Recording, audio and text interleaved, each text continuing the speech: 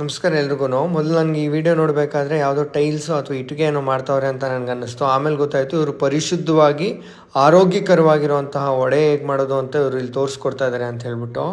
ಮೊದಲಿಗೆ ಈ ಥರ ಅರ್ಧಂಬರ್ಧ ರುಬ್ಬಿರೋ ಹಿಟ್ಟನ್ನೆಲ್ಲ ತೊಗೊಂಡು ಇನ್ನೊಂದ್ಸಲಿ ಆ ಮಿಷಿನ್ ಒಳಗಡೆ ಹಾಕ್ಕೊಂಡು ನೀಟಾಗಿ ರುಬ್ಕೊಂಬಿಡ್ಬೇಕು.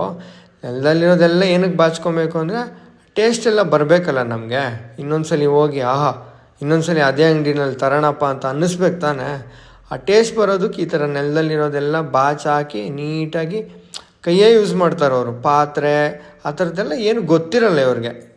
ಕರೆಕ್ಟಾಗಿ ಕಾಲಲ್ಲೆಲ್ಲ ತುಳಿದು ಮಾಡಿದ್ರೆ ಅದು ಟೇಸ್ಟ್ ಬರಬೇಕು ಅಂದರೆ ಈ ಥರ ಎಲ್ಲ ಮಾಡಾಕಬೇಕು. ಆಮೇಲಾದರೂ ಇದನ್ನು ಪಾತ್ರೆಗೆ ಹಾಕೋತಾರ ಅಂತ ನೋಡಿದ್ರೆ ಕರ್ಮ ಎಲ್ಲಿ ಹಾಕ್ತಾರೆ, ನೆಲದಲ್ಲಿ ಬೀಳಬೇಕು ಅದೆಲ್ಲ.